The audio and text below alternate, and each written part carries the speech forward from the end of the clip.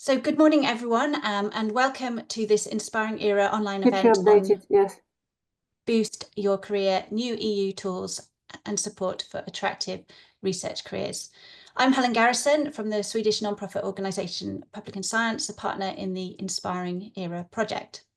So first, before we begin, just a few housekeeping notices. Firstly, we are going to be recording this event. None of the audience, but just the speakers will be featured. And you'll receive a link after the event to a page on the Inspiring Era website, where you'll find the recording and the PowerPoints from today. We do have several opportunities for questions in today's programme. And we encourage you to use the question and answer facility throughout the event to do this. So on your screen, you should see somewhere a Q&A button. So just click on this and you'll be able to post questions during the event. And also, please do keep an eye on the chat as well, where my colleagues will be posting useful links as we go along. Today, we're going to be exploring various support instruments and tools that have been developed by the European Commission to support researchers in their career. And the programme today is going to be consist of short presentations by the Commission colleagues on a selection of these initiatives, and then followed by a panel discussion involving representatives of researchers to discuss research careers from their perspective. So before we get started, I just want to say a few words about the Inspiring Era project that is running this event today. So Inspiring Era is a Horizon Europe funded project supporting the implementation of the European Research Area Policy Agenda. And we're organising various types of activities focusing on different ERA actions, including mutual learning workshops, online events such as this one. And we're also collating insights, good practices, creating fact sheets, policy recommendations. And then you'll find all of these and other materials on the project website, where you can sign up to receive details of forthcoming events and new materials too. We have around over 400 people registered to participate today. So to encourage some interactivity and feedback between everyone watching, we're going to be using the Mentimeter tool throughout the event. It's very easy to use. I think my colleague Oscar is going to, you can join via your computer or your mobile, and there are various ways to access it. So here on the screen, you can see a QR code. You can also find links in the chat, and you can either go to menti.com and enter the code 87071805. So please log on now and start by answering a very simple question. So which country are you working in? So we can get a feel for who is participating today. So you'll find the link in the chat.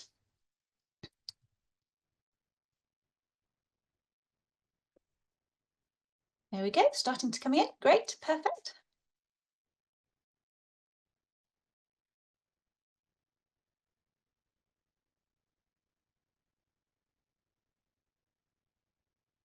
I think there's a question in the chat about the code again. I think you'll find it further up. There's a direct link or the code 87071805. I think when I checked the registrations, there were people from 42 countries registered, so quite an international audience today. You can see plenty of countries there. Brilliant. Great. And if we move on to the second question, this is regarding your professional background. So please tell us, are you an early career researcher? So that's R1 and R2 for those of you familiar with the research career levels that are used by the Commission, or R3, R4 if you're a more senior researcher. You may instead, yes, have more of a professional role supporting researchers in their careers as an employer or working in human resources. Or if you don't fit in those boxes, please select the other. Right, so lots of plenty of early career researchers, senior, and some others as well. I know we had people from ministries, research funders, organisations representing researchers joining us today as well. And our third question is related to challenges in your research career to date. So particularly challenges relating to career development or mobility. So if you are a researcher, we'd love to hear from you. You'd be interested in hearing your views on that.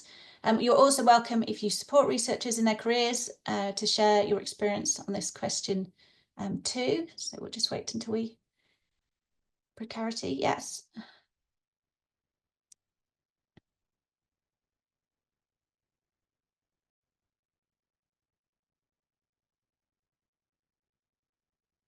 So funding, a big one there.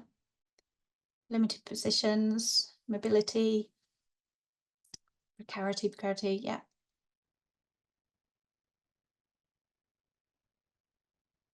There we go.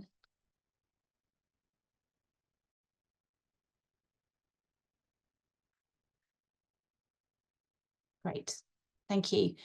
So lots of comments there about precarity, security of contracts, funding. So hopefully by the end of this morning, you will hear something that will help you, support you in some way to approach some of these challenges. So this event today focuses on ERA Policy Action 4, Attractive Research Careers. And I'm delighted to welcome Emmanuel Gardin, who is the director of the Coimbra Group and co-sponsor of Action 4.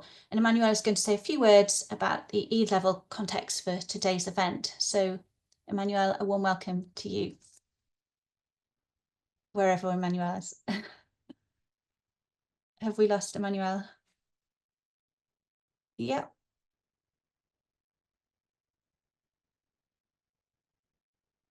Hopefully Emmanuel will be able to, Emmanuel was here earlier, so I think must have lost the connection. So, and is coming back. Can you again. hear me? So, yes, brilliant. Welcome back. We lost you for a little while there. No problem. So over to you, Emmanuel, to say a few words. Can you hear me? Yes, we can hear you. Okay, so you can hear me, but I can't hear you. So if you can hear me, that's let's say that's the most important. Excuse me, because it's been a bit disturbing to be. So I will briefly. I hope you can see my slides. I will briefly introduce you to what we've done on Action 4 in the past 2 years. I'm talking in the capacity of co-sponsoring this Action 4 on behalf of the stakeholders representing the Coimbra Group universities. We've been co-sponsoring this action with Portugal on behalf of the member states and working together with the GRTD. I wanted to give you the broader context because I think it's very important. You've probably heard about the European Research Area for many years, but there's been a big difference after the Commission adopted a new communication on the new European Research Area in 2020. And this action on research careers fits into a broader policy agenda that has been set for 22-24. It's important to be aware that the policy agenda sets out voluntary actions and that they are connected to the Pact for Research Innovation that was adopted in November 2021 with the ERA policy agenda as an annex. Why do I insist on this? Because it's the first time that there was willingness from member states and the Commission to address comprehensively these priority areas.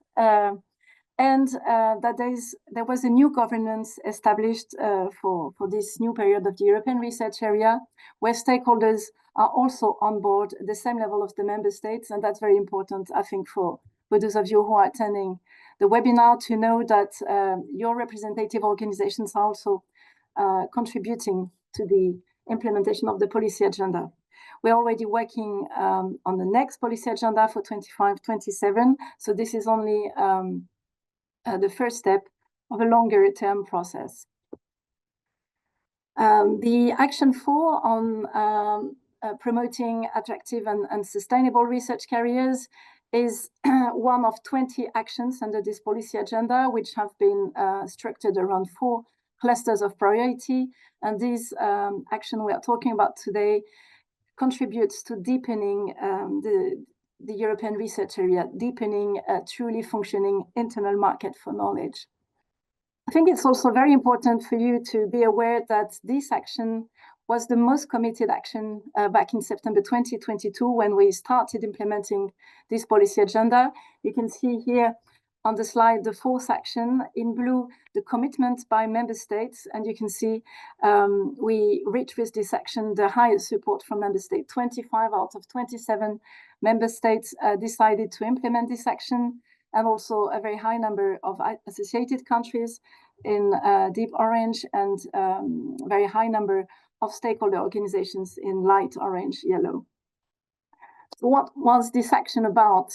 As I said, it was about promoting attractive and sustainable research careers, promoting balanced talent circulation, but also international, transdisciplinary and intersectoral mobility across the era. Jointly with Portugal and the European Commission, we've organized a number of workshops over the past 2 years to consult member states, associated countries and stakeholders that had committed for this action, but not only consult, but develop together a number of actions. There were 3 levels of activities. The development of a comprehensive European framework for research careers that was adopted in December last year, and that Dario Capizzuti will present more in depth later. We have also fostered exchange of best practices through a number of new or revamped instruments that have been launched in the past months, and that will be also presented in the continuation of this webinar. A new ERA talent platform, a new ResearchComp to outline the transversal skills that research professionals should develop, a revamped EURAXESS website, a research careers observatory developed between the European Commission and the OECD, and a series of mutual learning exercises between member states, again to foster the exchange of best practices on these topics. We've also organized with the Inspiring Era these different webinars. There was one on the 17th of November and today's webinar.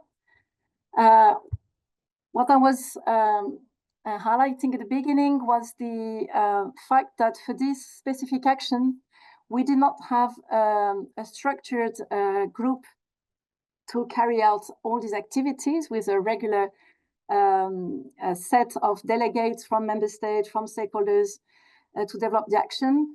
But the action was led by the Commission with the support of Portugal on behalf of the member states and Coimbra Group on behalf of the stakeholders. Here you have the full picture of what we have achieved, and you can see in comparison with the first slide as I presented that all the objectives that were set up in the first policy agenda were all reached. You can see here that there have been 4 strands of achievements. One on the policy level, so setting the standards, as I say, the Council recommendations back in December with the annex, which is a new European Charter for Researchers, a number of supporting tools for implementation that have announced, but that have been developed. Also, we've contributed to promoting cultural change through the mutual learning exercises, but also through synergies with other action, and in particular, synergies with the Action 3 on the reform of research and researcher assessment. We had a very fruitful session joining 2 actions at the ERA conference in September in Brussels. And a 4th strand of action, which have been a number of calls under Horizon Europe, and with possible upscaling in the future years. What have we done in the past months? We have worked towards defining what are the remaining gaps when we talk about the coordination between member states and the European Union about improving research careers. And we have proposed to the ERA Forum to include in the next policy agenda a structured policy around research careers to continue building on the momentum around research careers. We have suggested to work with a more structured group of delegates to set up guidelines and recommendations for the implementation of the European Framework for Research Careers. We also recommend to establish a community of practice, because now that we are in this implementation phase, it's very important to have at national and transnational level possibilities for the actors to inspire each other. We also want in the next phase to continue consolidating the research careers observatory that will be presented after me. And we also hope for new investment pathways in the next MFF, and in particular under the next framework program, to support further research careers. Thank you very much. I don't want to be longer because you will have presentations in details on each of the different achievements I have outlined. Thank you very much, and sorry for this technical issue. No problem. Thank you very much, Emmanuel. And now we're going to hear from various policy officers at the DG for Research and Innovation at the European Commission, about a range of instruments, tools, support mechanisms that they have been developing. So we're going to start with Dario Capizzuto, who's going to introduce the Council recommendation on a European framework for research careers. So Dario, can I hand over to you, please? Yes, thank you very much, Helen, and good morning to everyone. I'm very happy to have such a wide number of participants. I will share my screen so that you have a few slides to look at during my presentation. So I will start presenting a bit of background before diving into the content of this Council recommendation, which establishes a European framework for research careers. And I will start by giving you some figures. We have in Europe reached the number of 2 million researchers. This is according to Eurostat sources, and this represents 1% of the total EU labor force. So we are talking about really considerable numbers. But of course, as you know, there are several challenges affecting research careers. You can see here some of them with which you will possibly be familiar. There is a need to have improved the recruitment and working conditions, to fight precarity and ensure financial well-being for researchers, a need also to strengthen skills and to facilitate intersectoral mobility, to have an improved assessment and reward system, and also to have a more balanced circulation of talents in Europe. All in all, addressing these challenges will help having an attractive and sustainable research careers in Europe, so that Europe can retain its own talents and attract international ones. So what happened? We have now this Council recommendation which establishes this new framework for research careers in Europe. This is a document, but not any kind of document. This is a document which finally establishes some new standards for research careers in Europe. So this is really important. It's a document that was adopted in December 2023 by the Council, so by member states, upon a proposal from the Commission. And it addresses all challenges of research careers in Europe in all sectors. So it is very comprehensive. It also introduces the new European Charter for Researchers that you will hear about later on. Let's have a quick look at content. Of course, it starts with definitions. So you will find there, if you have a look, a definition of researchers, but you will also see that it introduces definitions of research managers and research technicians. This is just to acknowledge the importance of these professions. But in fact, the content of the Council recommendation itself focuses on researchers. There is a pillar which is on the recognition, interoperability, and comparability of research careers. Here, the focus is on having an equal esteem and reward for different career paths. A pillar is on recruitment and working conditions. We heard in the poll that many of you consider challenges pertaining to these things important. And so here there are recommendations to have an open, transparent, and merit-based recruitment, for example, but also to have attractive working conditions. And here, of course, the aspect of remuneration, of job stability, has a very important role. We also have provisions here on social protection, equality, inclusiveness, and very important for the audience that we have today, also specific measures and incentives in support of early career researchers.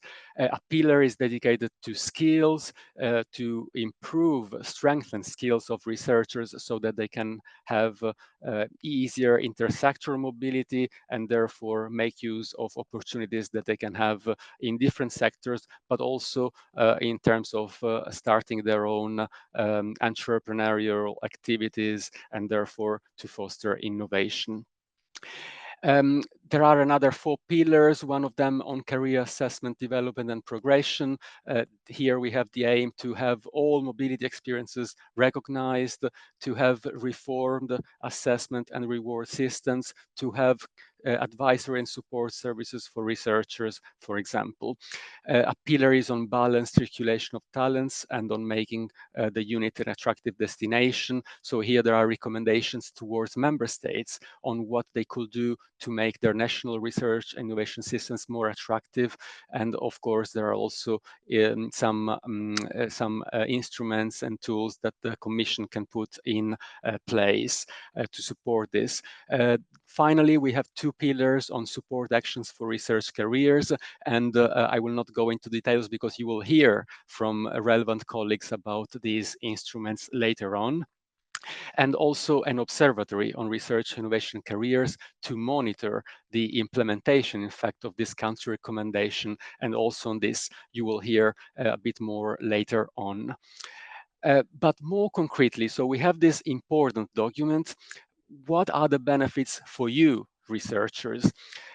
Well, the first and very important thing for you is that this document is not only, as I said, a document, it is something which is also politically binding for member states, not legally binding, but politically, yes. This is a document that was adopted by member states. So now we really count on member states to implement the content of this document. And also it is very important that this document introduces the new European Charter for Researchers.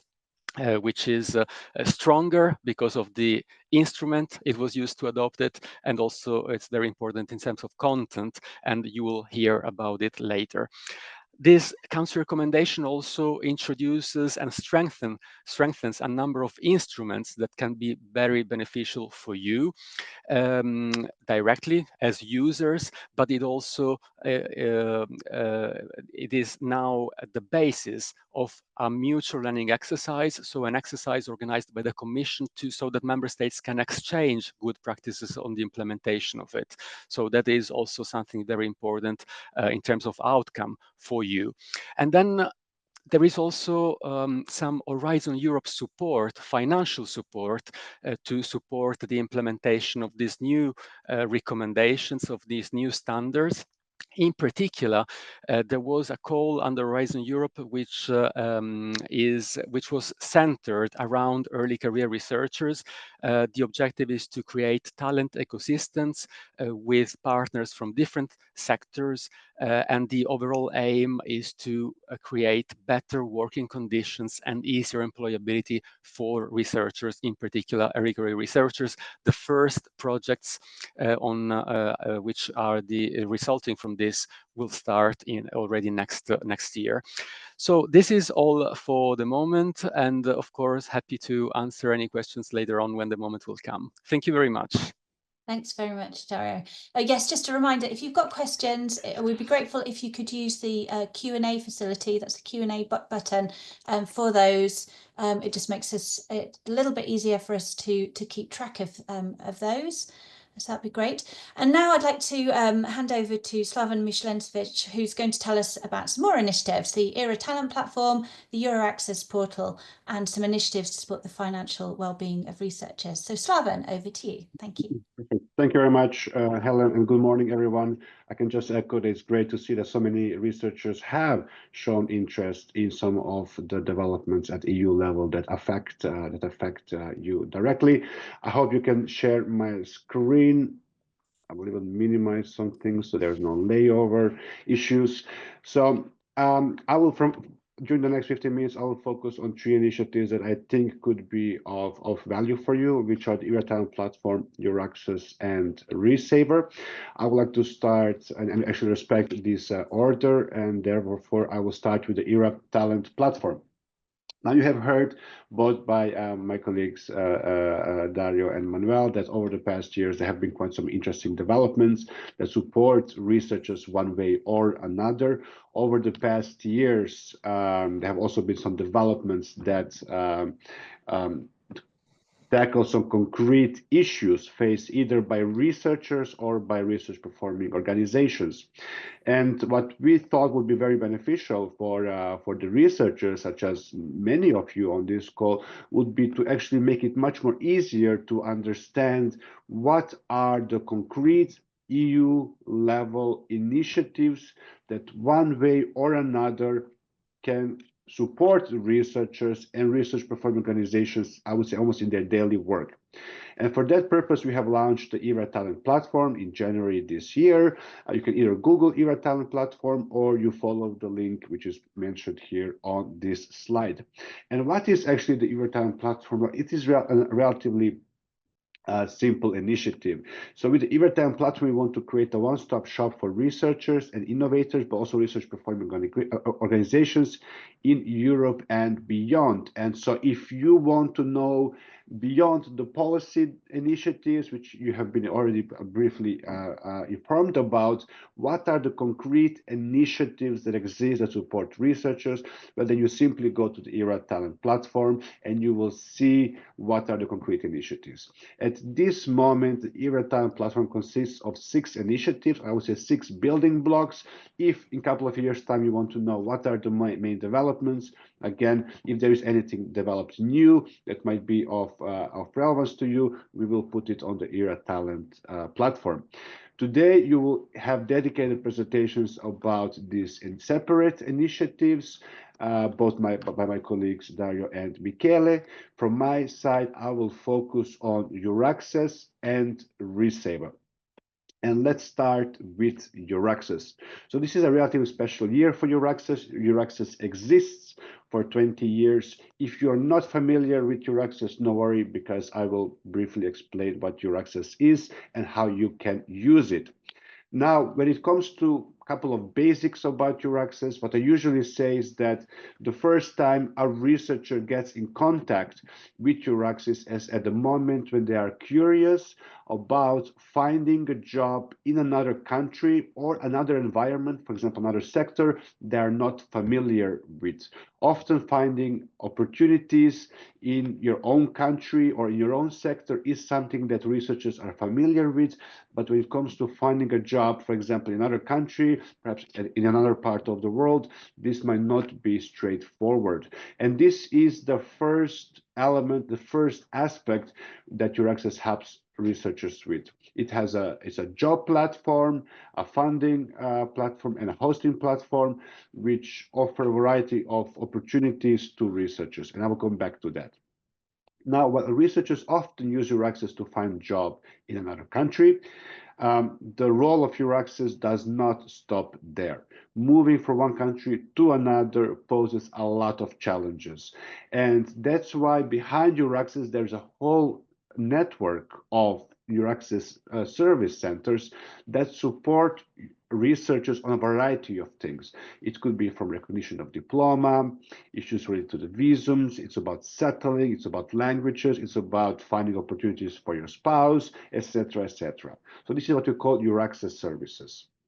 And finally, there is also, I would say, a representation of EURAXESS outside Europe, which we call EURAXESS Worldwide. So I will now go briefly through the different aspects of what EURAXESS does. As I mentioned, the most famous, I would say, face of EURAXESS, but not the only one, is the European portal of EURAXESS. It's EURAXESS.ec.europa, and in most cases, this is what pops up on top of the search results. One of the most used features of this platform is its jobs and opportunities database. However, EURAXESS also has a pretty large database of hosting offers. It also has a function which makes it easier for both researchers and organizations to partner with each other. So if you're looking for somebody, the partnering function is quite good. Please do note that pretty much everything on EURAXESS can be accessed without registering, but the partnering function, as it contains contact details, can only be accessed by those researchers that have registered on EURAXESS, which is, of course, for free. And EURAXESS also lists a pretty large amount of funding opportunities, both for researchers and entrepreneurs, for research organizations and universities, etc. How does this actually work? There is a search function on this, which allows you to browse through really thousands of opportunities.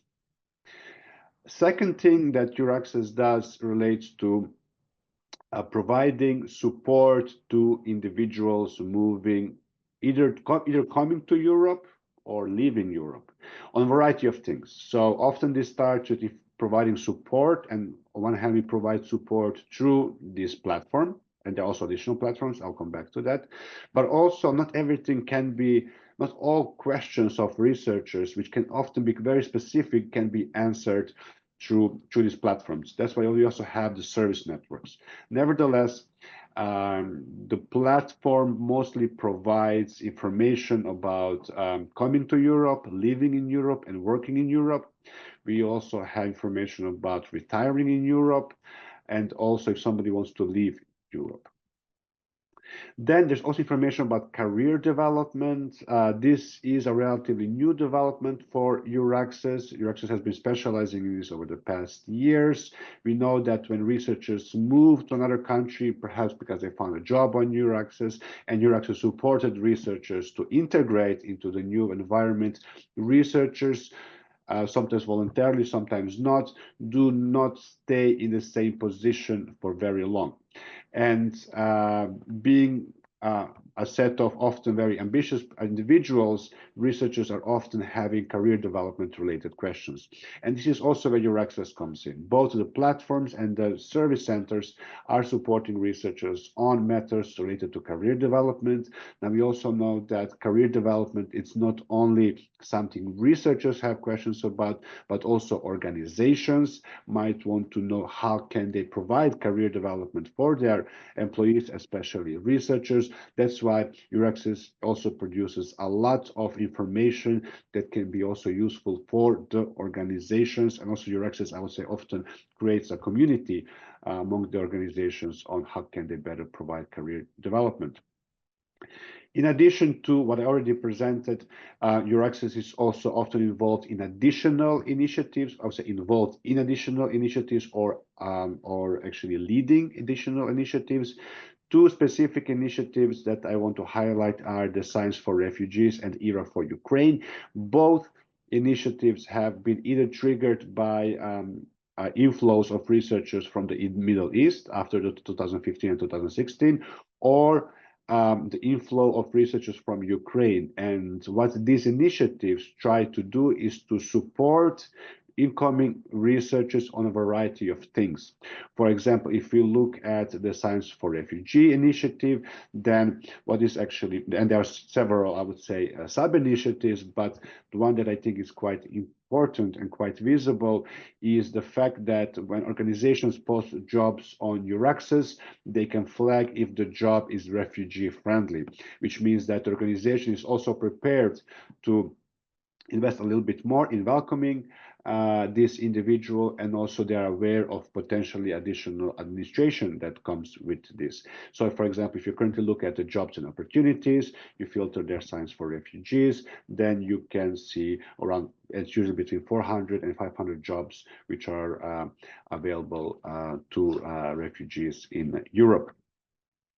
Then we have the EURAXESS network, and I would say this is really what makes EURAXESS unique. There are platforms out there providing some kind of information, but what is quite unique about EURAXESS is that it's really a combination of digital platforms and persons in those 43 countries where EURAXESS is present.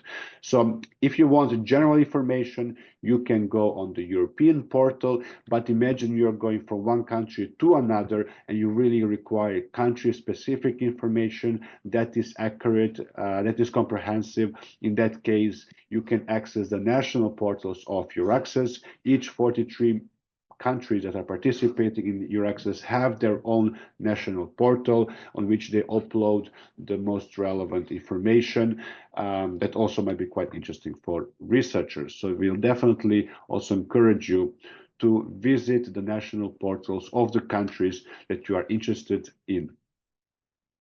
A couple of numbers about EURAXESS. So over the past 12 months, and this is just the growth. So over the past 12 months, more than 1,600 new organizations have joined, more than 5,400 researchers have joined. In total, we have more than 120,000 researchers, so these are an additional almost 5,500. Over the past 12 months, there have been more than 111,000 jobs posted, more than 4,000 Science for Refugees job offers, more than 1,100 new hosting opportunities, and more than 470 funding opportunities. In a nutshell, this really shows the magnitude of EURAXESS portal when it comes to information about jobs, funding opportunities, and hosting opportunities, which is quite impressive. Then, as I mentioned a couple of times, it's really what makes EURAXESS unique is the network of service centers, right? So at this point, there are more than 650 plus service centers across these 43 countries that are supporting researchers on a variety of topics. We have identified 18 main topics of support, but what is quite important is that service centers are always working together with researchers to find solutions. So I can also often see the service centers supporting researchers with topics which go beyond these 18 official topics of support. So as I mentioned, there are quite some service centers. Not all service centers do everything. So for that, we have a relatively well-developed search function on the EURAXESS portal, which can help you to find in your country, and depending on your type of request, the service center that can support you. And there are contact details there, also an easy contact now button. So it makes it easier for you to take advantage and to contact the EURAXESS service centers. In order to also help a little bit of visualization, there is also a map which pretty much gives the same information, but might be easier to find the nearest contact point, providing you the service that you need. And finally, as I mentioned, there's also EURAXESS Worldwide. So EURAXESS Worldwide, you can almost see as a set of embassies outside Europe that have that are doing mostly two things.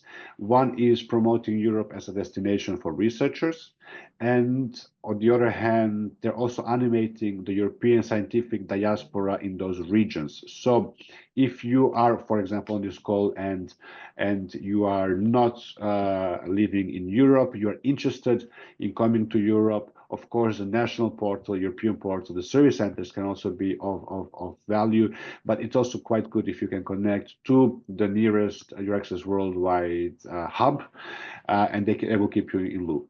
Same is that if you are a European researcher and you move to other parts of the world, for example, and you would like to remain connected with European scientists in that part of the world, well, again, EURAXESS Worldwide is animating the scientific diaspora there. It can be quite useful to also enrich your network of Europeans in that region. So it's also quite interesting to follow EURAXESS Worldwide. And also, if you want to learn more about their events, etc., they're extremely active on the social media, and they do organize a lot of events on a variety of topics that might be of your interest.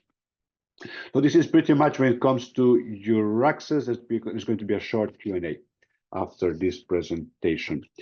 Then I would like to move to another topic, a topic that I think is not often discussed among researchers, I would say especially among younger people in general, researcher or not, and this relates to pensions.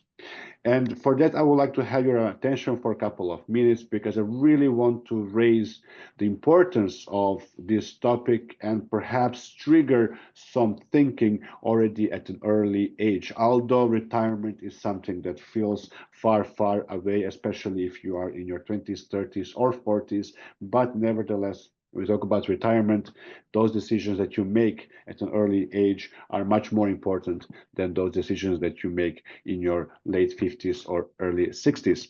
And I want to build a case on why you should pay attention to this. So first of all, and this should not be any surprise, if you look at Europe and also worldwide, we are living longer. Someone, on average, an individual born in 2021 in Europe tends to live just above 80 years old. This is an average across countries and across genders.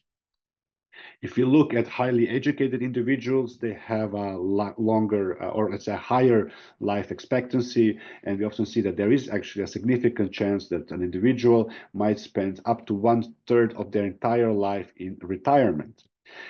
You can already imagine living longer, aging population. This does put a lot of pressure on the social security system. You have probably also observed those trends or those issues in the media. Every time when there is a reform of the pension system, this is often coupled with a lot of protest, with a lot of media attention, and a lot of people having a concern about their future pensions. Now, if you look at the pressure on the social security system, what we have seen over the past years, and we see it as mostly when it comes to the state pensions, is that the policymakers had to make or find the balance between the adequacy of the pensions, meaning how much are they paying to people that are retired, versus the sustainability of the entire system. And what this has often resulted are in those reforms where the lower income pensions, or let's say the lower pensions, have been pretty much protected, but everything that are higher pensions had to undergo some kind of sacrifice in order for the sustainability of the state pensions. And what we see currently, if it looks at the state pensions, is that they are much more sustainable than in the past, but the adequacy of the state pensions is decreasing. So when we look at, and depends on where you live, although I would say there is a trend across Europe, is that while years ago the state pensions would be able to provide the bulk of the income needed at retirement, we see that at this stage there are supplementary sources of income needed at retirement in order to have some kind of similar income as while working. And that's why over the past decades, there has been a growth in supplementary pensions. We have the occupational pensions, which is basically when an employer takes an additional role or additional responsibility to foresee some kind of additional pensions for its employees. And we also have what we call private pension, is when you as individual go to a bank or to insurance company and subscribe for some kind of product, and often monthly you put a small amount on the side for the retirement. Now today I will be mostly talking about occupational pensions, because this is often where there are some initial problems when it comes to mobility. And I will illustrate the issues that are specific to mobile researchers. Although I would say thinking of retirement planning, financial well-being at retirement age is important to everyone. If you are a mobile individual, mobile researcher, for example, then you should be even more careful, because you might be part of different social security systems when it comes to state pensions, especially if you have been mobile in the European Union. Things work relatively well. You should not lose any rights. When it comes to occupational pensions and private pensions, things are a little bit different, and you might end up having some negative surprises if you do not ask the right questions at the right age. So just to highlight a little bit, what are the mobility-related concerns if you are a researcher? And I've seen we have quite some R1 and R2 researchers. Maybe you're not mobile now. You could be mobile in the future. So in that case, definitely pay attention to this. And I will try to share this information through a simple example. So imagine we have a researcher here that starts working in country A.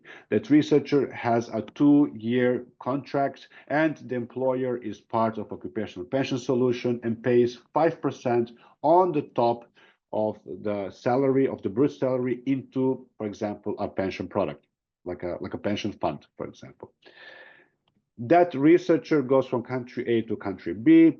There, the researcher receives a 5-year contract, and again, he's lucky to have an employer who cares about occupational pensions, because as part of their remuneration package, the employer provides some kind of pension product and contributes to that pension product, in this case 3%.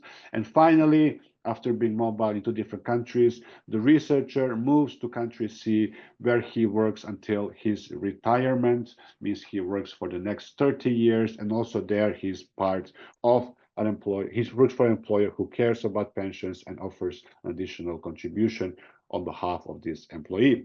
Now, what happens at retirement age, you might wonder? Well, first thing is that this individual retiring in country C has to know that, wait a second, I worked in country A and country B. To which pension product did my employer contribute to? How do I access that? And this can be quite challenging, because in the meantime, maybe 30, 35 years ago, the pension provider has changed name, there has been a merger, they are not aware of your contact details, etc., etc. And so there's often a lot of administrative burden for individuals that work in different countries to trace back everything when it comes to occupational pensions. When it comes to state pensions, I repeat, in Europe, this is pretty much well taken care of. A lot of the things will be done among the pension administrations of the different countries. But here we are in a business environment. These are companies, insurance companies, pension funds, and they are less capable of identifying where you are, finding you, informing you on time. So that's why, as an individual, you have quite an important role to play. And also, you have to really keep track of everything that you have received. We know that, especially early career researchers, when you receive an employment contract, you pay a lot of attention to the brutto salary. And often, after they leave the employer, they pretty much forget about any additional benefits they received. So make sure that you keep all the paperwork, that you store some of this information, so also in 30 years you can find it back. But nevertheless, in reality, we see that there's an issue when it comes to that. Second issue is that, imagine this researcher does remember that he worked in country A 35 years ago. He or she goes to that, and they know where the contributions were paid. They go there, they ask for their benefits, and then they receive negative news. Because in that country, and this is the case in many countries in Europe, is that there is a minimum number of years you must have worked in that country in order to receive these occupational pensions benefits. Often it's 3 years. As this individual works for only 2 years, which means that they lose the employer contributions. And finally, we have mentioned the country B. So this employee goes to the country B, but they are like, okay, we only worked for 5 years there. I did not lose these contributions, which is good, but I do not want to have some money coming from country C. I would say the bulk of the money coming from country C, because that individual works for 30 years. I also want to group everything in the country C. In reality, it is possible to transfer accumulated assets between the countries, but this is often made relatively difficult, and often there are high transfer out fees that discourage individuals to access this. So administrative burden, vesting period, transfer fees. Keep account with that when you're looking at the occupational pensions. What have we actually done at the EU level to limit? There are a lot of the things, some of the policy-related initiatives, such as the Portability Directive. Nevertheless, there's one initiative I really want to put in spotlight here, which is ReSaver. So ReSaver is basically an independent financial institution.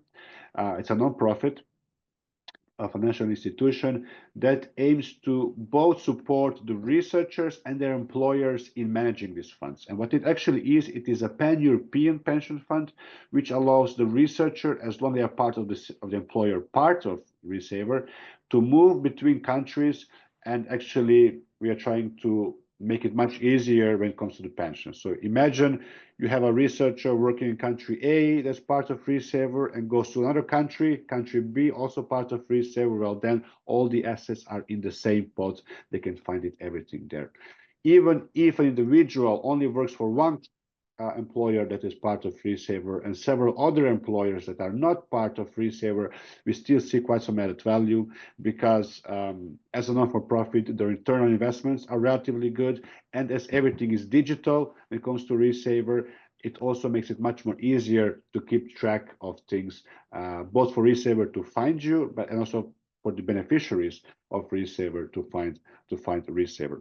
What you can do as a researcher, so this is an occupational pension fund, which means that this is your organization that has to decide to join this pension fund and offer this to you. Of course, as an individual researcher, you cannot oblige your organization to entirely change the pension solution they are working with, but what you can do is to actually raise to your to the decision makers, to the CFOs, to the HR directors, about the fact that whichever solution you're receiving, that has to keep account with the mobility aspect. There should be no vesting periods. It should be digital. It should be easy and free to transfer out costs. And of course, you can also suggest them to join ReSaver, because we do see this as a win-win for both the researcher and the research performing organization member of this. So this is all from my side. If there are any questions, I'm happy to answer them now or later. Thank you very much, Slaven. Right, we do have time for a couple of questions. I know your questions are coming in, and we're trying to answer as many as we can in the chat, and we'll try and do that throughout this morning as well, or point you in the right direction for where you might be able to get answers. One of the and also just to remind you that we will be sending you a link to all the PowerPoints and the recording from today, so you will get all the information. There was there have been a couple of questions about any specific measures to support researchers who are parents or pausing their careers for several years and coming and returning back into research. Who would like to say a few words about that? Dario, would you like to respond to that question about support for those who've been on parental leave? Yes, thank you very much, Helen. Thank you for the question. I actually saw a few interesting questions in the question and answers tab. So for returning parents, indeed, this is one of the aspects which is addressed by the Council recommendation. So indeed, there are recommendations to member states to take action in this regard.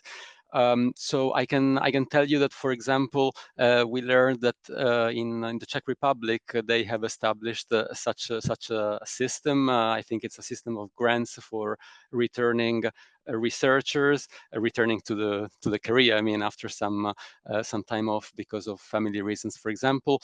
And this was presented in the context of this mutual learning exercise on research careers, which is currently ongoing. So this can be also inspirational for other member states to take similar measures.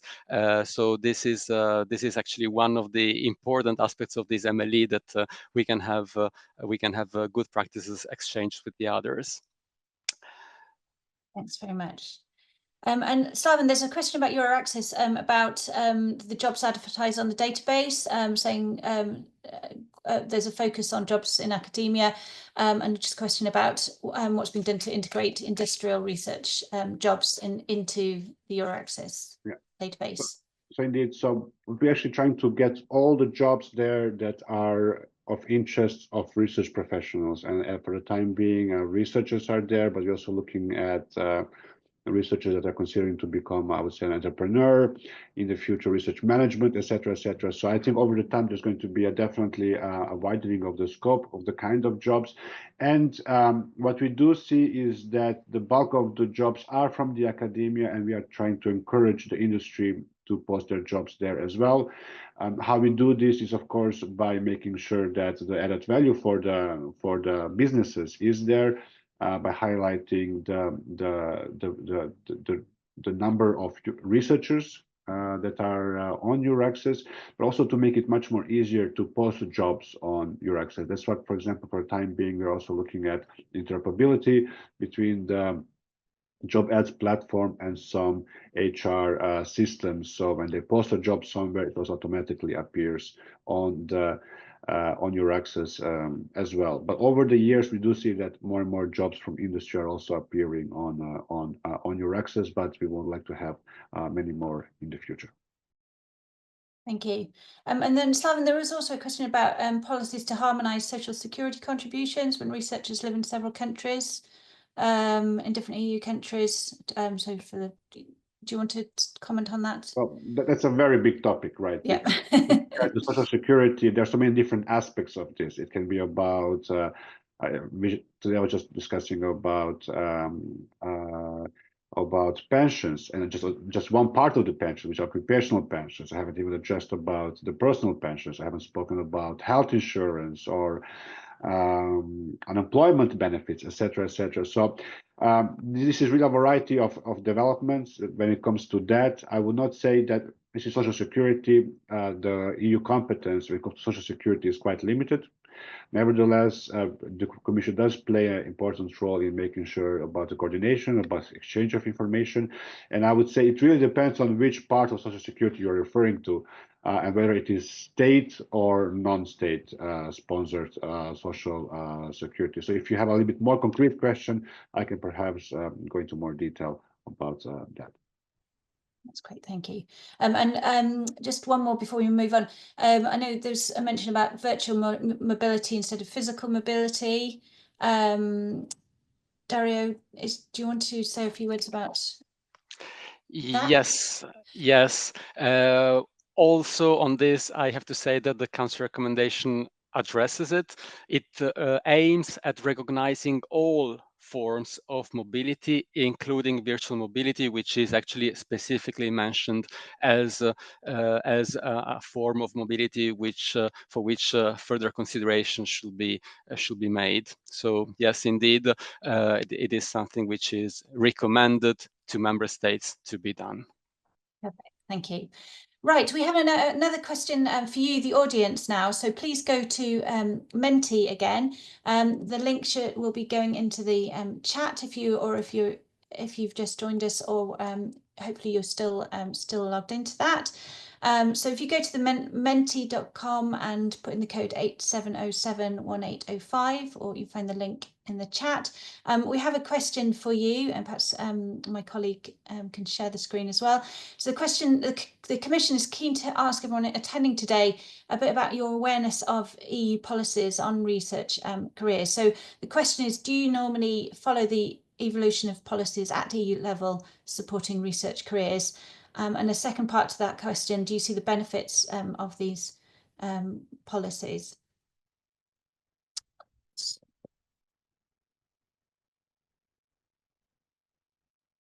Great. So there's lots who don't, but will think that they will start doing that. So that's great.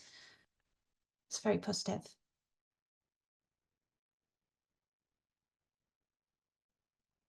And some that do already. Brilliant. Great. Thank you very much. Right, we're going to continue with our whistle-stop tour of all the EU initiatives to support research careers, and with our final 3 initiatives, the European Competence Framework for Researchers, the Research and Innovation Careers Observatory, and the European Charter for Researchers. So first, I'm going to hand over to Dario, who's going to present first. Thank you. Yes, thank you very much. So I will now move to my presentation on ResearchComp, which is the European Competence Framework for Researchers.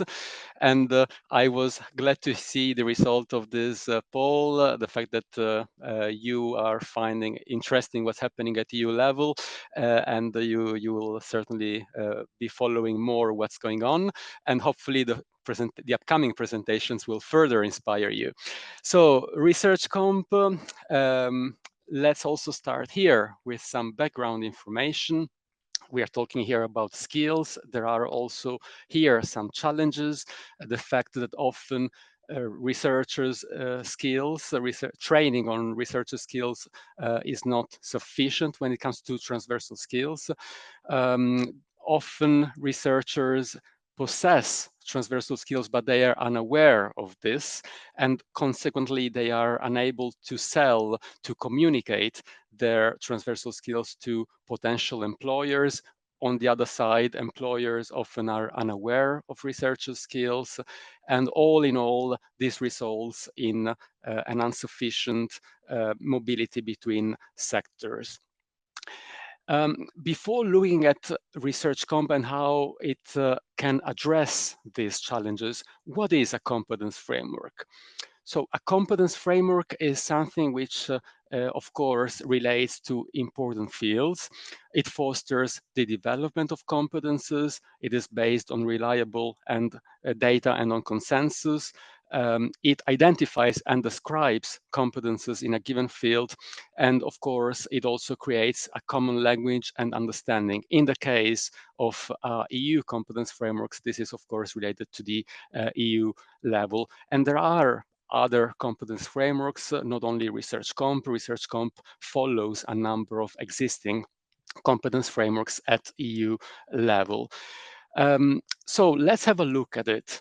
So ResearchComp, as you can see here on this slide, puts together 38 transversal competences which have been identified in close cooperation with all relevant stakeholders as relevant for researchers to be able to benefit from labor market opportunities in all sectors. This being able to master these competences can certainly be a crucial help for researchers to move more easily between sectors. So I said we have 38 competences. They are grouped in 7 competence areas, which are the ones you see in colors. All these competences are equally important. They are, of course, interrelated. And what I would also like to highlight is that not every single researcher is expected to develop all these competences and to develop them all at the same level. Rather, we encourage researchers' teams to cover as much as possible all these competences. ResearchComp was developed in the context of the European Area of Skills, of course, because this is a very important initiative in the context of skills. And I would also like to underline that these competences can be acquired in several ways, such as, of course, dedicated training, but also other ways, such as on-the-job training, peer-to-peer learning, coaching, mentoring, and so on. And it is also important to note that each stakeholder can make use of ResearchComp according to their own needs. In terms of overall structure, you saw the 7 competence areas, which all in all contain 38 competences. Each competence is organized along 4 proficiency levels, and each proficiency level has got some learning outcomes. You will understand this better with an example, which is here the competence abstract thinking, which is part of the competence area cognitive abilities. You can see a descriptor for the competence, and then there are 4 proficiency levels: foundational, intermediate, advanced, expert. And there are learning outcomes across the 4 levels. What are these learning outcomes for? They are for universities, training providers to develop targeted courses. They are also for you as researchers to be able to position yourself in a given competence, to understand what is your level of proficiency in a given competence of ResearchComp.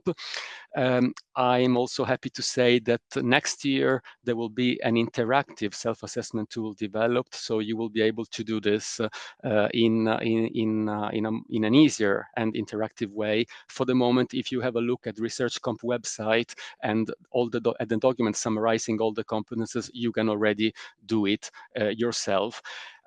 So what use to be made of ResearchComp? I already said that you as researchers, you can self-assess yourselves, and of course you can then decide to upskill in certain competences. How to upskill?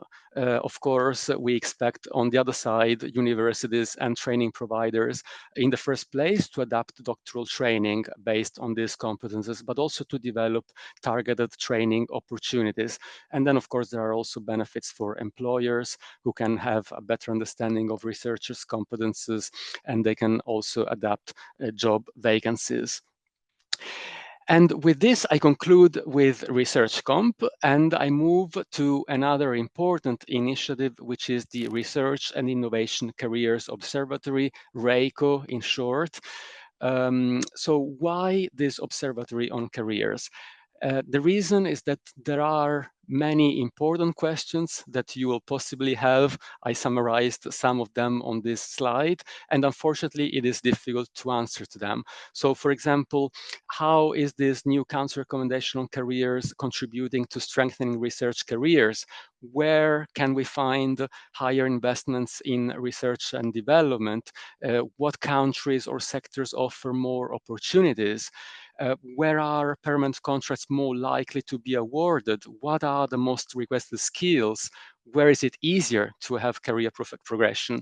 These are just some of the questions that you will possibly pose yourselves. And as I said, we miss at this point some meaningful replies to these answers. That is why we decided to develop this observatory on research and innovation careers. And that is also why we decided to do it with what we consider the best possible partner to do it, which is the OECD. They have certainly the best possible expertise to do this job.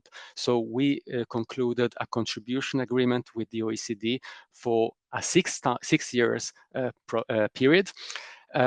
This agreement has already been signed, so the observatory has already been officially launched. And the first data, which is of course what we are all waiting for, will be published in the second quarter of 2025. What are the main pillars on which this observatory will be built? The first pillar is the one of skills and qualifications. Then there will be one on research jobs, which certainly is of extreme interest for you. So here there will be information on supply and demand, employment and working conditions, social protection. And then there will be a pillar on mobility, which will cover all mobility aspects, so intersectoral, geographical, interdisciplinary, the aspects of talent circulation and brain drain. How can the observatory help your career? This is certainly a question that you will pose yourself. Well, certainly you will find more about labor market trends, you will find more information or information about remuneration, times of contracts, working conditions, equality aspects, and of course you will also be able to find more information about specific aspects for early career researchers, so the R1 and R2 profiles. To conclude, the observatory will be accessible from the ERA Talent platform, or I should rather say that you can already access an observatory tab under the ERA Talent platform. For the moment, you will only find some general information about it. As soon as the data will be ready, you will be able to access all data on that same website. For the moment, you will also find, which I think can be important, a fact sheet summarizing all relevant information on the observatory. And with this, I conclude and happy to answer any questions later on. Thank you. Thank you very much, Dario. And now over to Michaela Rosa-Clot, who's going to talk briefly about the European Charter for Researchers. Over to you. Thank you very much, Helen. Let me share first my presentation.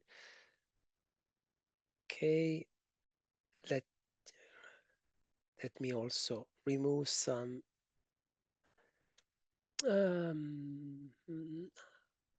okay. Okay, you should be able to see the presentation now. Do you see the presentation? Yes. Okay, perfect. Perfect. Well, thanks so much for having me. And I will be presenting a few slides, very quick slides because we are behind schedule, on the European Charter for Researchers and its mechanism of implementation, which is the EURAXESS Research Award. This is another initiative in the Talent platform that we have been talking about. So the presentation will be basically have two legs, one on the Charter for Researchers and the second one on the mechanism of implementation.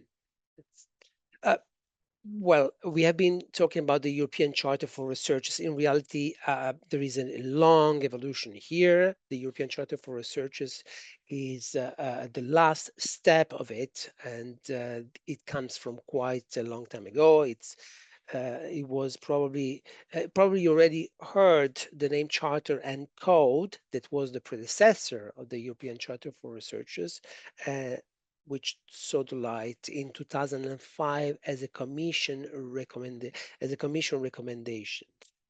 This was supported in 2008 by an implementation mechanism, so-called HRS4R. Some of you already heard this name. Human Resources Strategy for Researchers, today is referred to as the HR Excellence in Research process. And it was a document in many ways similar, reminiscent of what the European Charter for Researchers is today. As the presentation before mine already stressed, the European Charter for Researchers is a modernized, strengthened, streamlined, simplified evolution of this document. And what is the European Charter for Researchers today, since adopted with the framework for researchers in December last year? Well, it's a set of principles for the development of attractive research careers to support excellence in research and innovation across Europe. The architecture of the framework for researchers is boiled down in the 20 principles spelled out in the European Charter for Researchers.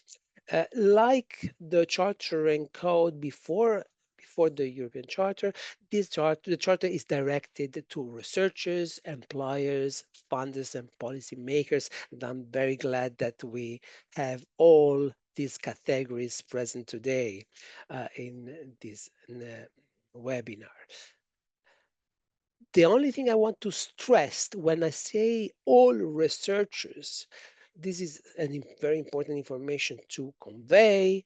All researchers mean all researchers in all sectors, not only academia, but also the public sector, industry, small and medium enterprise, Why? Because all the presentation before this one have already stressed abundantly, intersectorality is a key element of all our actions today.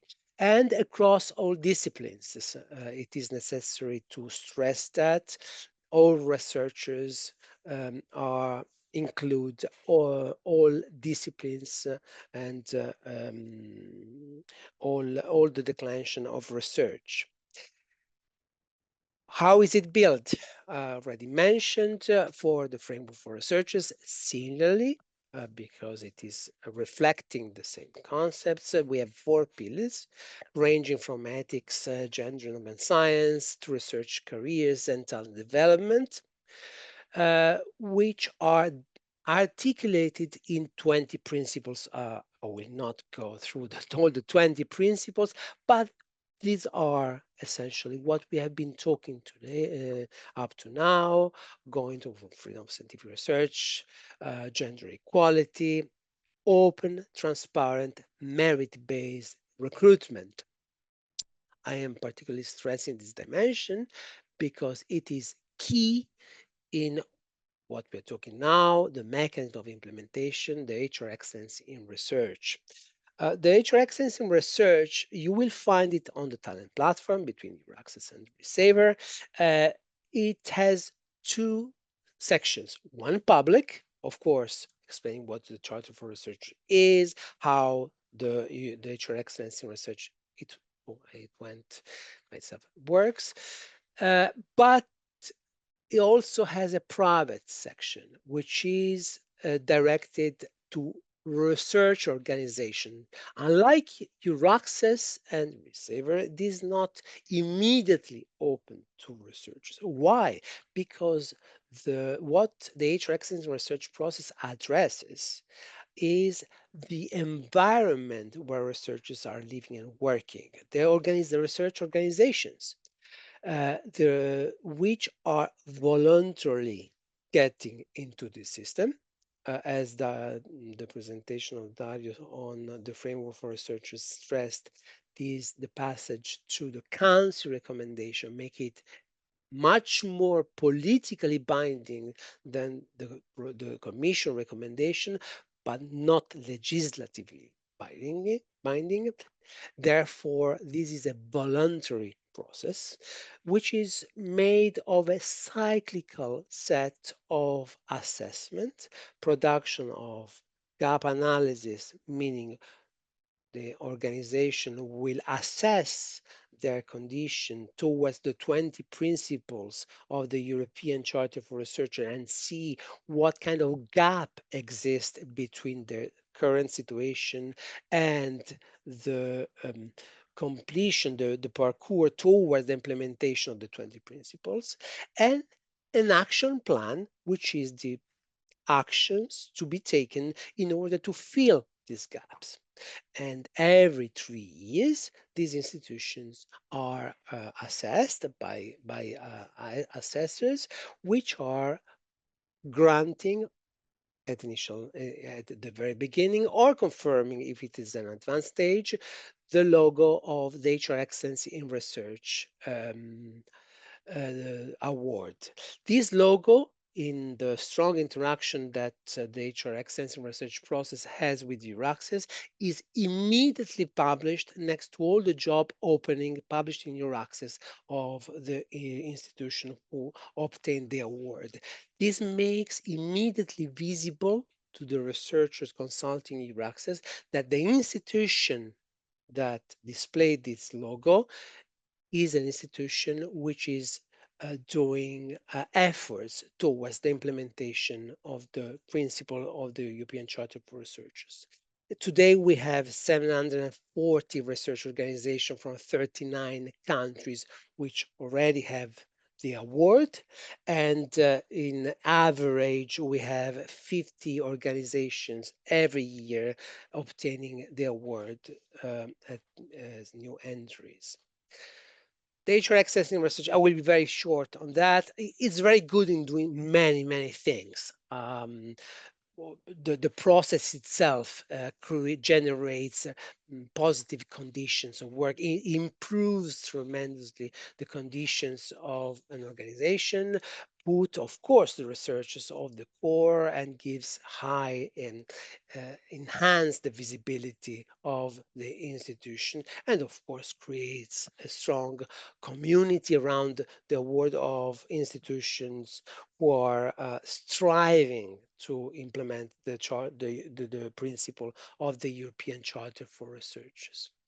But why researchers should be interested in something that the institution, the research organization are putting in place? Very, very easily in a nutshell. Well, the very core beneficiaries of the entire process of all that are the researchers. The principle, the implementation of the principle of the European Charter for Researchers are improving the condition of the context in which the researchers are working and also ultimately living, because they are not only performing research, but they have to find, researchers are entitled to find also better working conditions, less stressful working conditions, less discriminating conditions, and so forth, so on. So this is a process that first researchers must be consulted by the institution to prepare the submission to get the award. If researchers are not consulted, the institution will not be awarded, because the positions, the views, the suggestions, and the vision of the researcher has to be taken into account. Secondly, during the assessment process, researchers must be consulted. No assessment process can be successfully concluded if our researchers are not taken into account, not only by the representations of the researchers. Our assessors are not really interested in that, but on surveys, on constant and ongoing codification of the needs and the views of the researchers, and also the constant, ongoing, active participation of the researchers constitutes a fundamental role in shaping the internal policies of the institution. So, although not directly impacted in the performance of the movement towards the implementation of the principles, researchers have a central role, and I encourage you to have a look to the principles of the European Charter for Researchers, because your institution, especially if embarking in the process of getting the award, it will be absolutely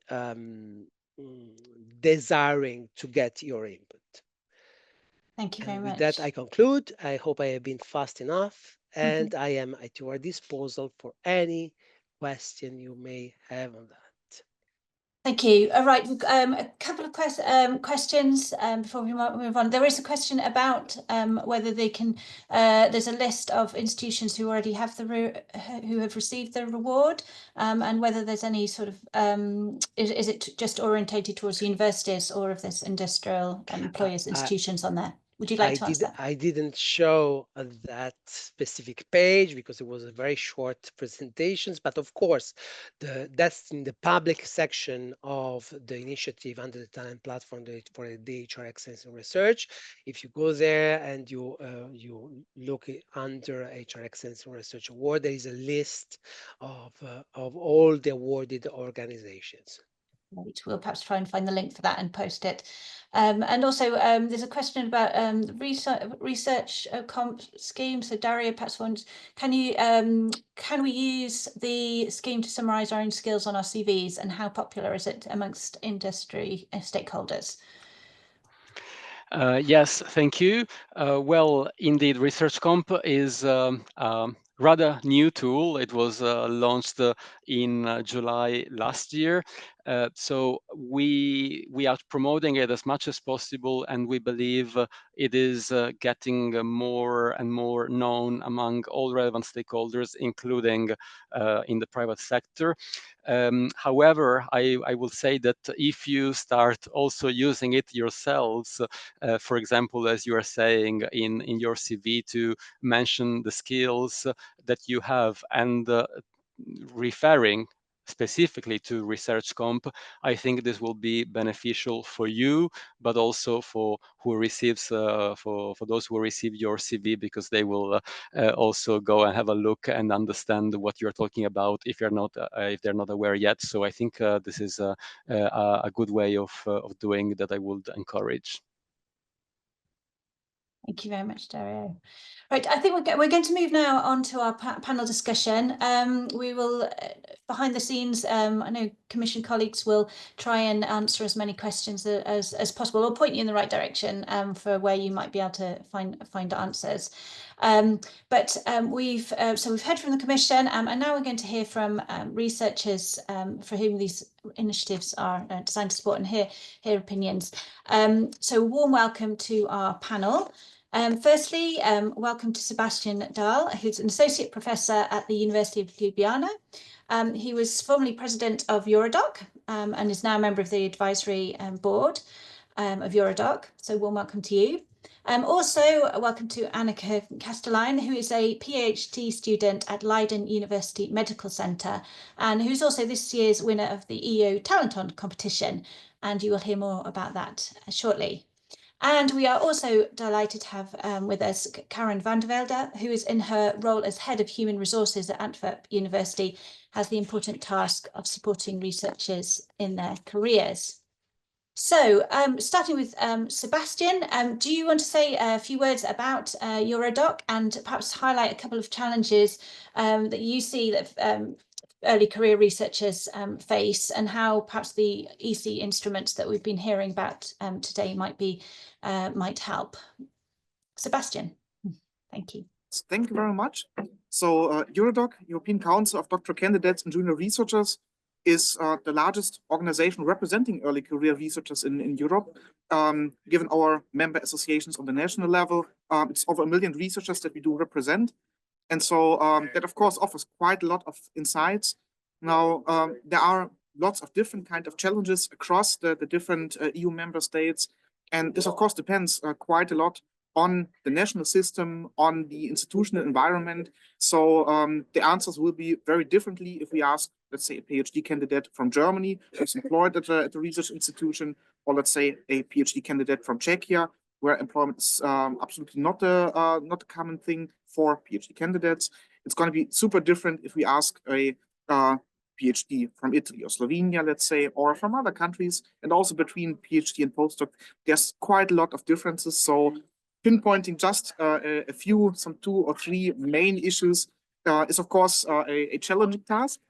However, I would take 2 quotes from Slaven's earlier talk to highlight how I would sort of group things together.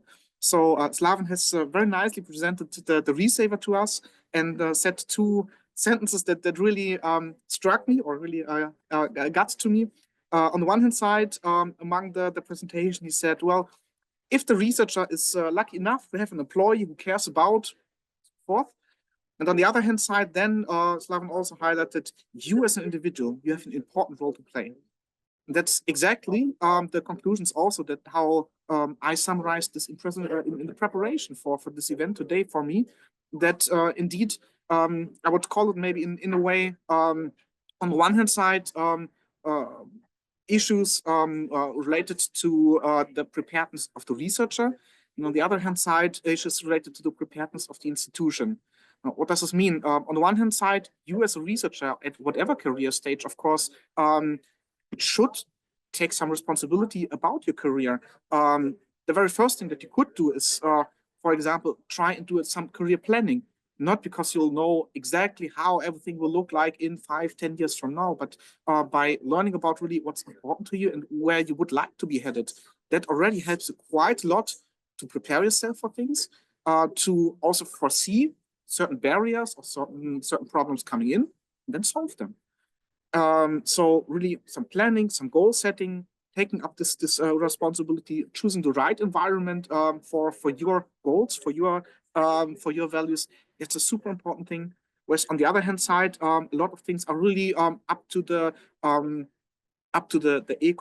up to the environment, particularly then the institutional environment, meaning what are the working conditions, what kind of career support is provided, how much awareness is there even there. We heard about the ReICO, and there's at least some member states where the majority of universities have no idea how many PhD candidates they have, or let alone what kind of situation they're in. So they don't really have a good access to even try and improve the situation.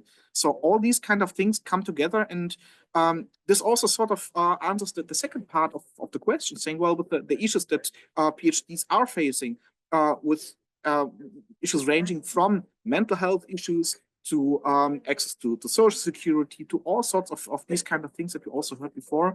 Well, the tools that we saw, a lot of them are very well targeted to address these. If it's about your own preparation of the career, then of course the ResearchComp is amazing. And this will help you together with your mentor at whatever career stage to really see through things and plan for the next either educational paths to obtain novel competences, or otherwise for the next career steps.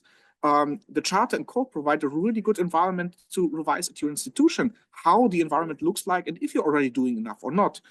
ReICO is really then helping to see what's the current situation and where do we need to work, or where are we already there to really support our research as well, right? So the tools that we saw today are really nicely done, and we see that they are improving, as we heard for the ResearchComp, that there's the tool coming next year.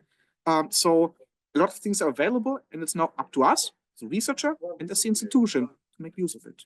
So that's, yeah, my short answer to a very complex question. Thank you very much, Sebastian. Right, let's go over to Karen now, and perhaps you can tell us a bit about the ways in which you're supporting early career researchers at Antwerp University. What are the main challenges that you see, and how might the instruments we've heard present about today help? So, Karen. Hi, thanks for the opportunity to talk about this. I think that if I summarize what we do at Antwerp University, we invest a huge amount in training and development. We have an Antwerp Doctoral School for PhDs. We have a talent center for our postdocs. But we also felt that we needed more than just, providing training. So we spent the entire COVID period preparing a reform of career structure for our early career researchers, which was approved about 1.5 years ago. And we did that in close consultation with the research community and with other stakeholders in the university. And we based that reform around 3 principles: clarity, employability, and flexibility, because these were the 3 key issues that really came to the surface and came back over and over again. And the clarity is about the clarity of what is being expected in terms of task contents, in terms of the clarity on possible career paths, and get clarity also as a researcher about your own career expectations.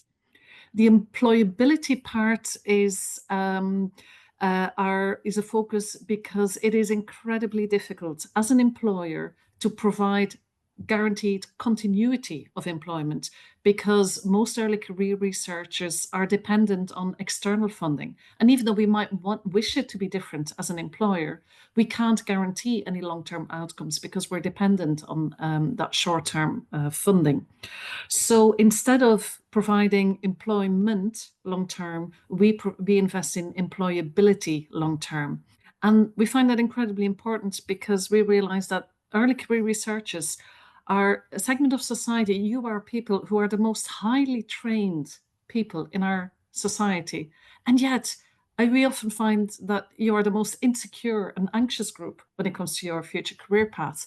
So we might be confident that you should not worry. You are going to thrive at some point, but it might be slower than you expect or not.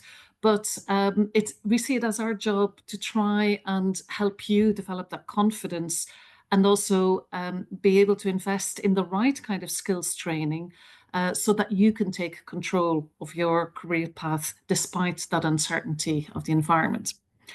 And then the third principle on flexibility is the kind of the middle ground between providing elementary protection of rights and responsibilities as an early career researcher, providing adequate salaries, which are very good in Belgium, but making sure that these conditions are good, but that there is maximum flexibility in terms of the contents, the planning of your research, and combined with the other two principles, that you can take control over what you need to do, and that your supervisor has the skills and the ability, and also an awareness of their role and responsibility as a supervisor. So that all sounds really good, but we acknowledge that there's still a lot of challenges for us as well as for you as a researcher.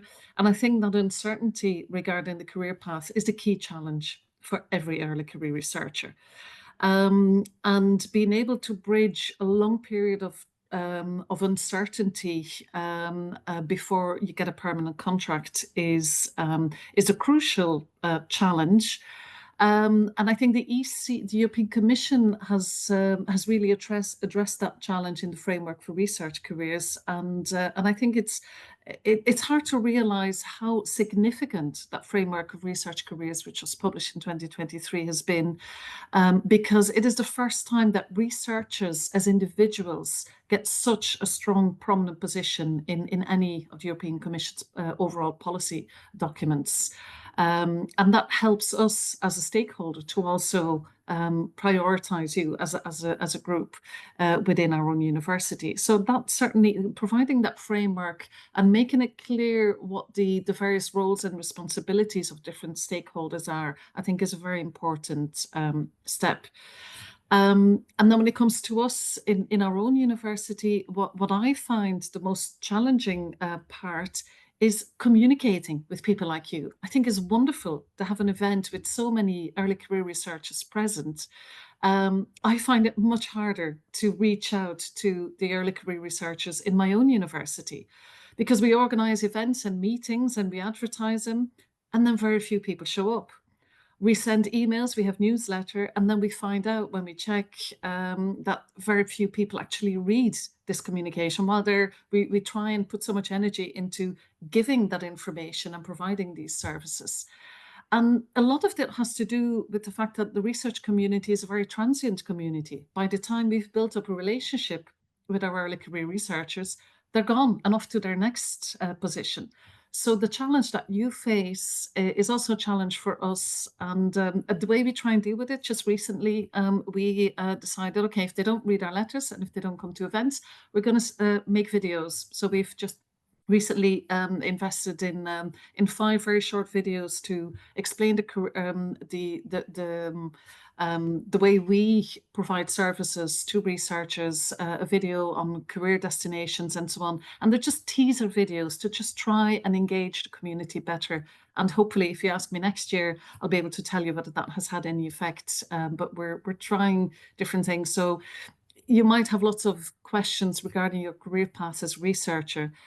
So I could only just encourage to engage in that dialogue, because there will be plenty of people in your university who are also committed to providing the best possible future for you too.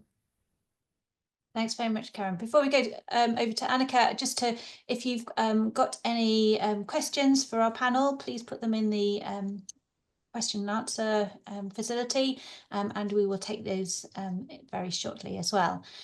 So Annika, over to you. So you're a PhD student yourself, and you've also had quite an interesting year participating and winning the EU Talenton competition.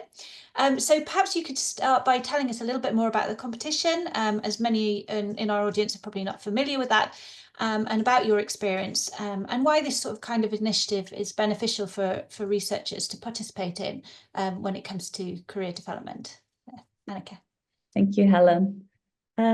So the EU Talenton, it's a relatively new initiative from the EU Commission, and it's a big brainstorming event, as they call it themselves. It comes close to a hackathon, and the idea is that you team up with researchers from all over Europe. you meet them at this event, and together you work on one of the 5 mission areas that are defined by the European Commission. So in my case, this was cancer prevention and care, but you also have 100 climate neutral and smart cities, adaptation to climate change, restore our oceans and waters, and a soil deal for Europe.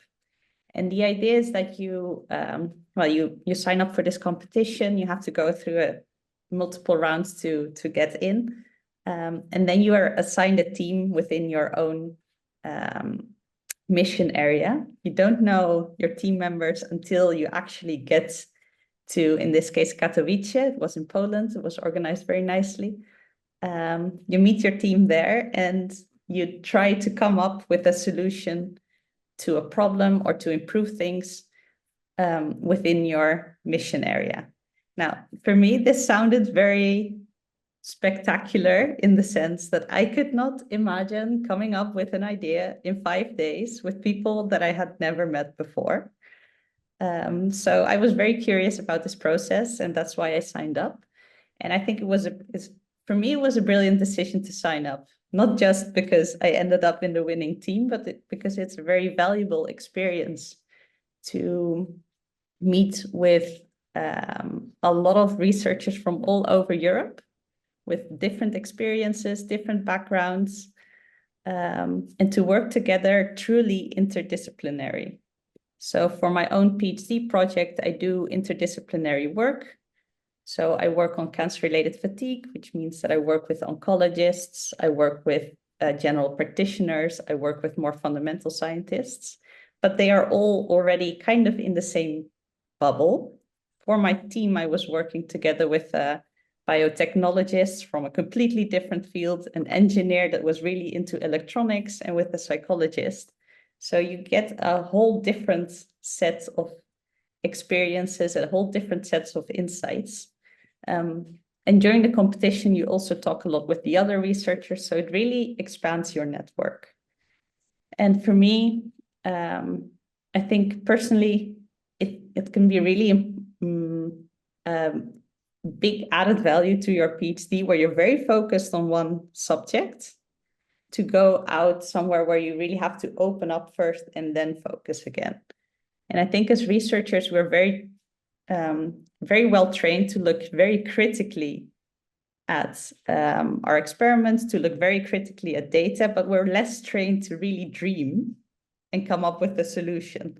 And I think one of the real benefits of joining a competition like this is that you are really asked to go beyond just critically analyzing your own data or coming up with a research question, but you are really triggered to dream, okay, we have this issue, or for example, for cancer prevention and care, we have a lot of, cancer is going to increase a lot in the European Union. We were interested in detection. Okay, well, what can we think of to, how can we come up with a solution to improve cancer detection? And that's a very broad question where, because you have such a limited time, 5 days, you really have to dream and come up with a big solution, and then you can zoom in. So for me, it was a brilliant experience. But in general, I think these kind of initiatives are very important because on the one hand, they very much expand your network.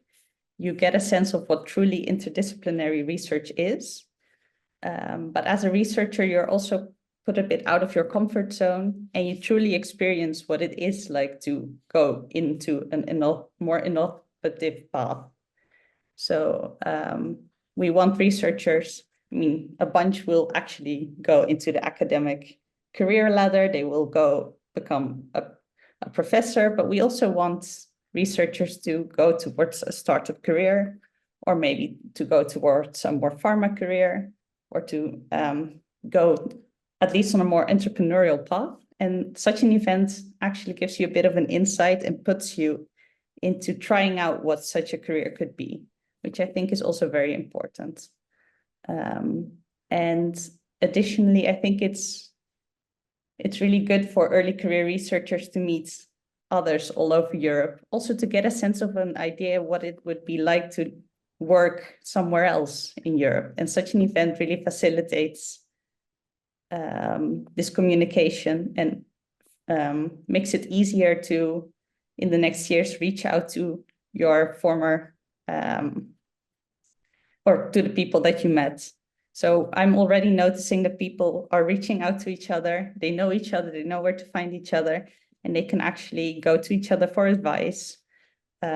Or in my case, we are teaming up to see if we can actually get our solution to the next step.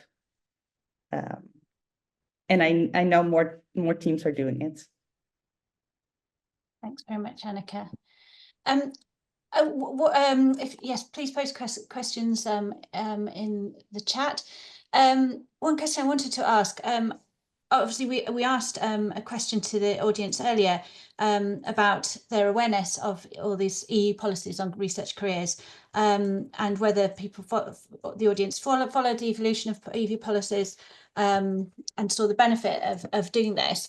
I just wanted to ask you, how do you do that?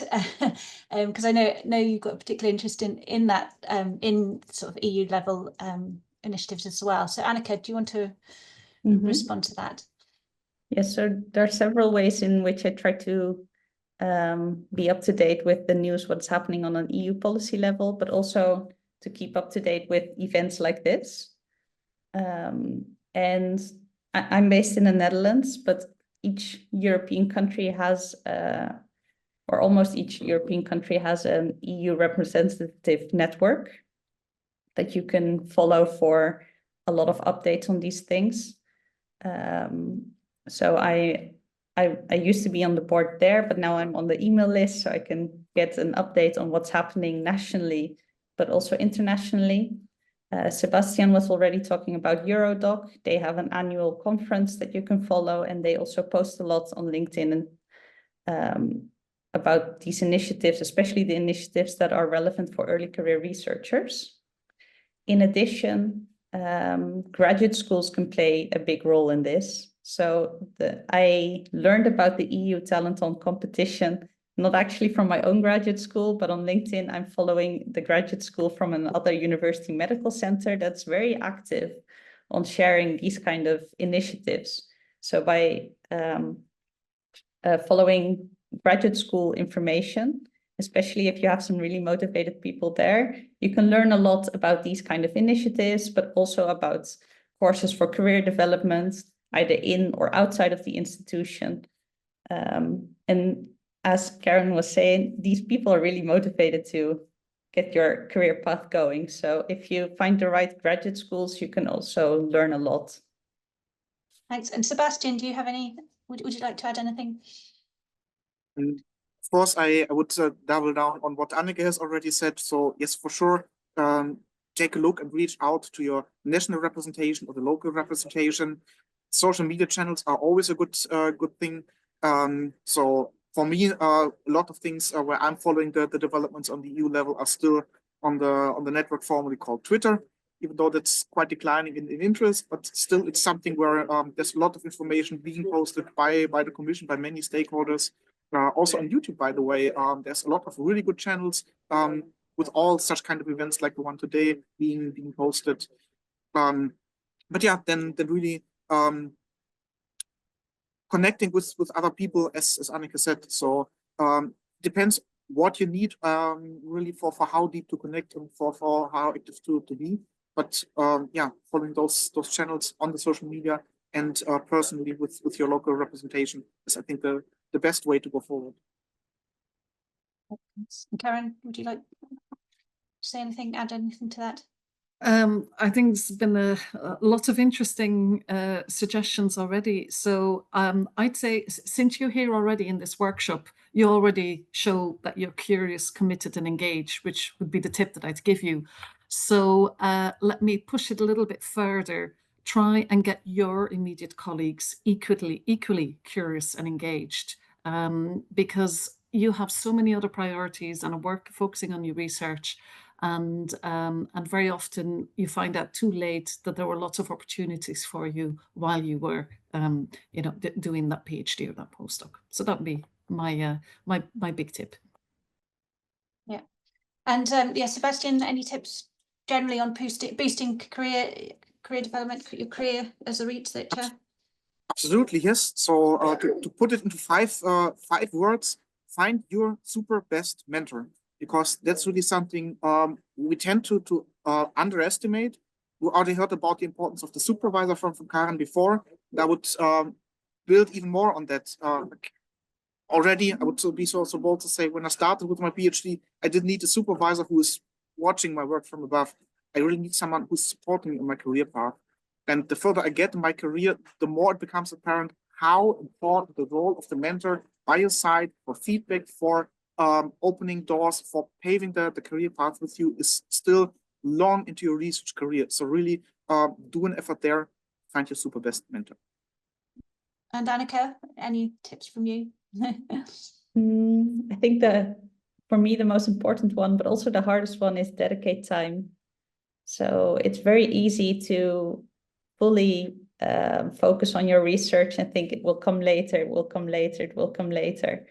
But it's actually very important to dedicate time. There are a lot of initiatives to help you either staying in research or finding a career path, an alternative career path in research or outside of research, but you have to dedicate time.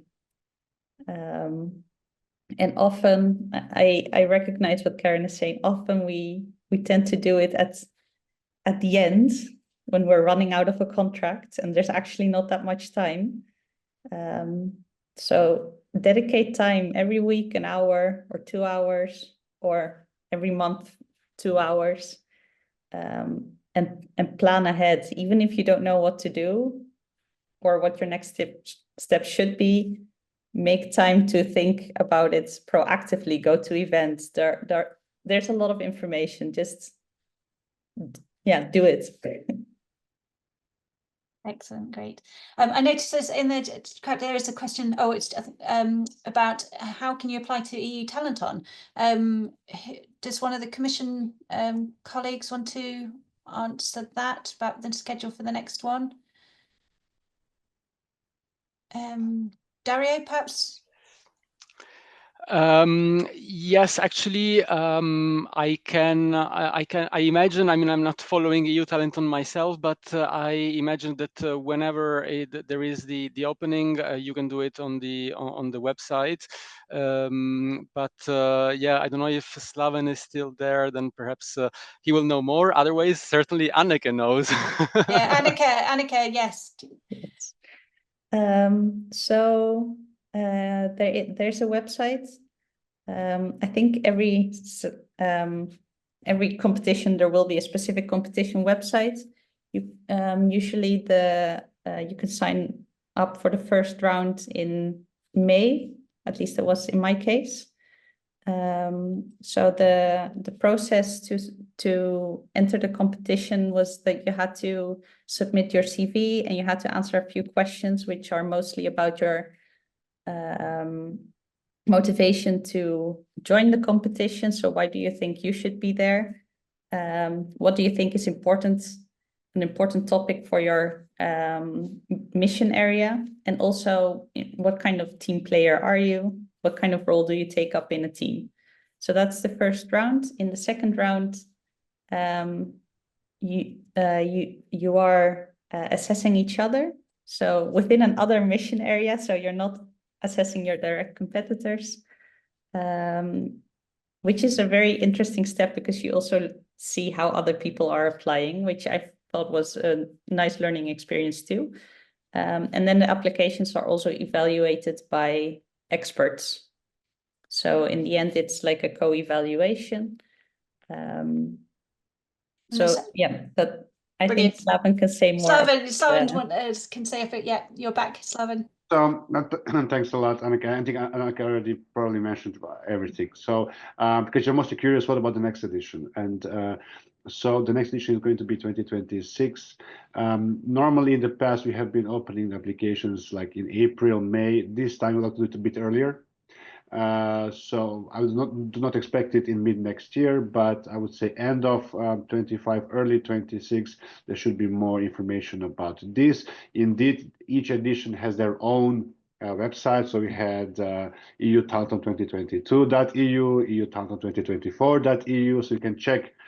I would say maybe somewhere end of next year, EU Talenton 2024.eu, but what is going to be the place where you will receive more information even in advance, it is actually the web page on the Commission's website about the EU Talenton, and the link has already been shared in the chat.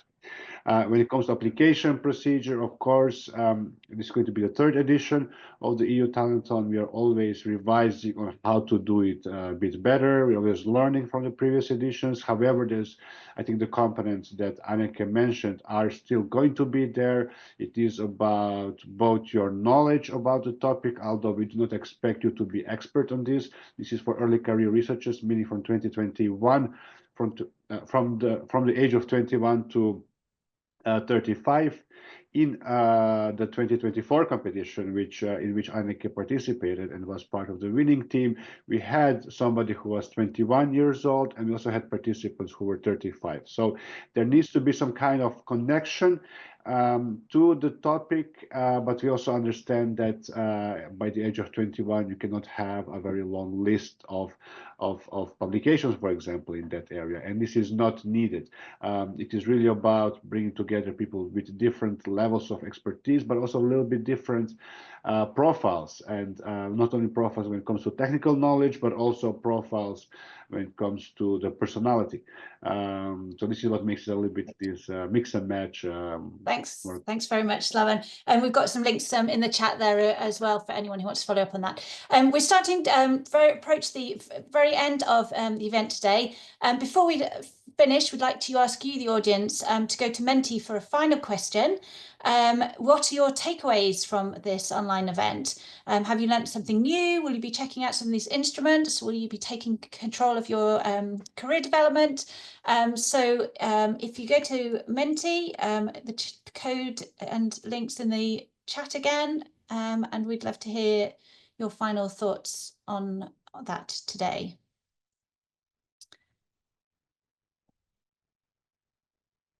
And we also want to give you a kind of digital goodie bag to take away with you. And my colleague will be posting a link to this in the chat as well.